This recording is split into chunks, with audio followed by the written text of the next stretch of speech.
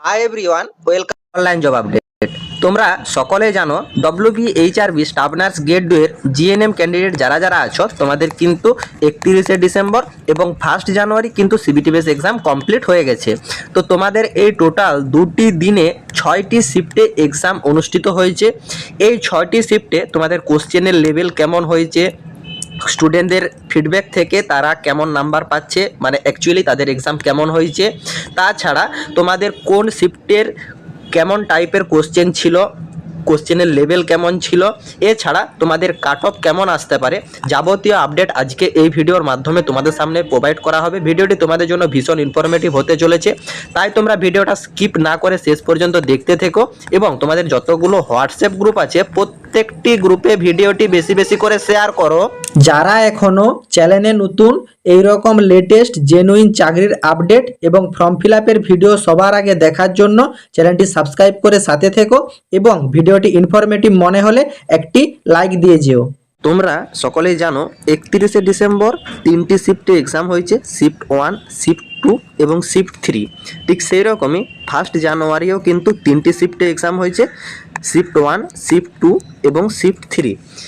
এইখানে তোমাদের কিন্তু প্রত্যেকটা শিফটে কোশ্চেনের যে টাইপ, সেই টাইপের ভিতর হার্ড থেকে ইজি বা মডারেট থেকে হার্ড বা তোমাদের ইজি থেকে মডারেট এই লেভেলের কিন্তু কোশ্চেন আছে।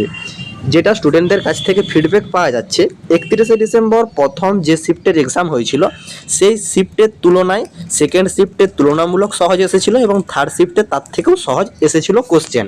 অল ওভার দেখতে গেলে ফার্স্ট শিফটে কিন্তু তুলনামূলক মডারেট থেকে হাই লেভেলের কোশ্চেন ছিল, সেকেন্ড শিফটেও ঠিক সেমই লেভেল মডারেট লেভেলেরই কোশ্চেন ছিল, কিন্তু থার্ড শিফটে ইজি থেকে মডারেট লেভেলের কোশ্চেন এসেছিল। ঠিক সেই রকমই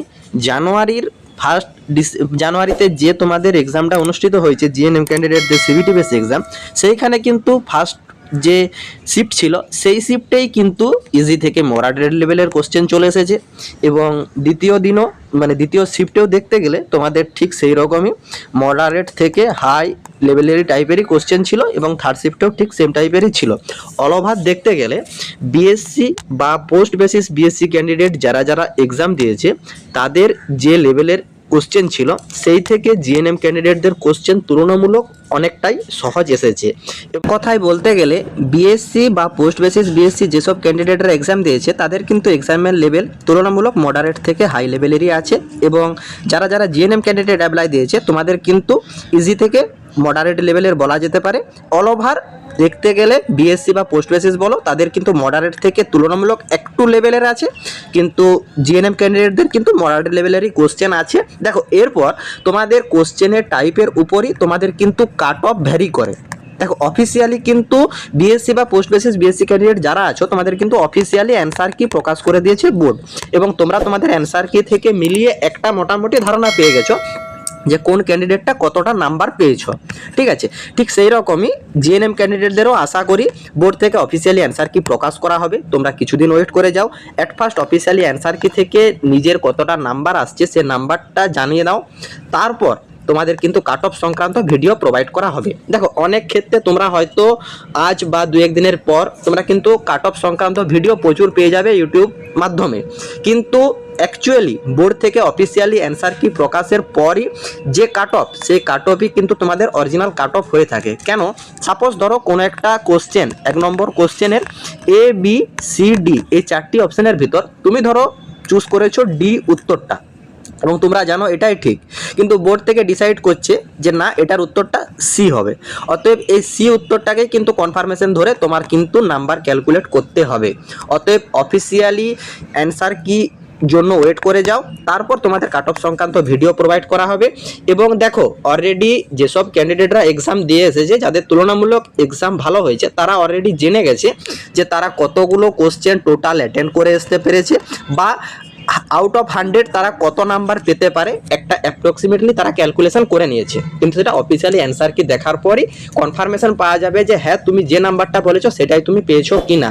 যারা যারা আমাদের কাছে মেম্বারশিপ স্টুডেন্ট ছিল তারা অলরেডি অনেক ক্যান্ডিডেট অনেক ভালো ভালো এক্সাম দিয়েছে, কিন্তু বলবো না যে সব শিফটের ক্যান্ডিডেটদেরই এক্সাম ভালো হয়েছে। যে শিফটে কোশ্চেন তুলনামূলক ইজি থেকে মডারেট লেভেল ছিল সেই কোশ্চেনের সেই মানে শিফটের স্টুডেন্টরা কিন্তু যথেষ্ট ভালো এক্সাম দিয়েছে এবং কিছু কিছু স্টুডেন্টের ফিডব্যাক তোমাদের সাথে শেয়ার করছি। যেসব জিএনএম ক্যান্ডিডেটরা আমাদের কাছে স্টাফ নার্স গ্রেড 2 এর জন্য এক্সামের প্রিপারেশন নিয়েছিল তাদের কাছ থেকে যে ফিডব্যাকটা পাওয়া গেছে তাদের কিন্তু অল ওভার এক্সাম মোটামুটি ভালোই হয়েছে। দেখো তারা কিন্তু ডিটেলসে জানিয়েছে যে এক্সাম মোটামুটি ভালো হয়েছে। আমি জিজ্ঞেস করেছিলাম যে মেম্বারশিপ প্যাক থেকে কোশ্চেন কেমন ছিল, তারা কোশ্চেন কমনও দিয়েছে, যে কোশ্চেন কমনও এসেছে দাদা, এক্সাম অনেকটাই ভালো হয়েছে। তারা মোটামুটি 37টার মতন কোশ্চেন অ্যাটেন্ড করেছে।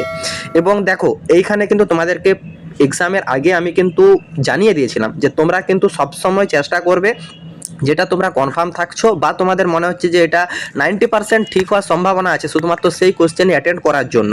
নেগেটিভ কিন্তু করবে না, নেগেটিভ করলে তোমার র্যাঙ্ক কিন্তু অনেকটাই ডাউন হয়ে যাবে।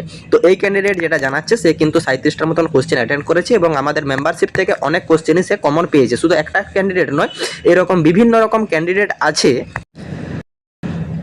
যাদের এক্সাম ভালো হয়েছে এবং নাম্বারও মোটামুটি তোমার 74-75 কাছাকাছি কিন্তু তারা নাম্বার পেয়ে যাবে এবং অ্যাটেন্ড সেরকমই করে এসেছে। এরপর দু একটা নেগেটিভ থাকছে, সেই হিসাবে তোমাদের র্যাঙ্কটা কতটা কি ডাউন হচ্ছে সেটা কিন্তু অ্যাপ্রক্সিমেটলি তোমাদের রেজাল্ট ছাড়া বুঝতে পারা যাবে না।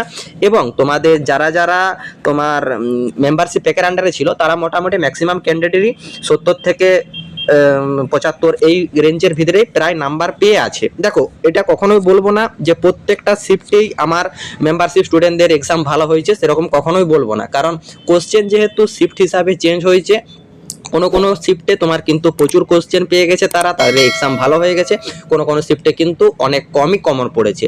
অ্যাকচুয়ালি দেখো কখনোই কোনো একটা মেম্বারশিপ প্যাকের মাধ্যমে তোমার বিভিন্ন রকম যে শিফটের এক্সাম সেই শিফটের এক্সামের কোশ্চেন কমন দেওয়া সম্ভব নয়। তার থেকেও বড় কথা, এটা কিন্তু ফার্স্ট টাইম WBHRB বোর্ড থেকে তোমাদের সিবিটি বেস এক্সাম মানে নিল, সেইখানে কিন্তু আমাদেরও একটা যে ধারণা ছিল সেই ধারণার থেকেও অনেকটাই হেরফের হয়েছে কোশ্চেনের লেভেল। ঠিক আছে, আমরা হয়তো ভেবেছিলাম যে ফার্স্ট টাইম যেহেতু বোর্ড থেকে সিবিটি বেস এক্সাম করছে কোশ্চেনের লেভেল তুলনামূলক সহজ থাকবে, সেইখানে কিন্তু বোর্ড মডারেট থেকে হাই লেভেলের কিন্তু কোশ্চেন করে দিয়েছে স্টুডেন্ট সংখ্যা বেশি থাকার কারণে। অতএব তোমাদেরকে একটা কথাই বলবো যে তোমরা কিন্তু যারা যারা এক্সাম ভালো দিয়েছো তোমরা কিন্তু ডিসঅ্যাপয়েন্টেড হও না, ওয়েট করো রেজাল্টের জন্য। এবং যাদের তুলনামূলক এক্সাম ভালো হয়েছে তোমরা কিন্তু ইন্টারভিউর জন্য রেডি হও, কারণ তোমাদের নেক্সট ধাপ ইন্টারভিউ এবং এই ইন্টারভিউতেই অনেক ক্যান্ডিডেটের কিন্তু জব কনফার্ম হয়।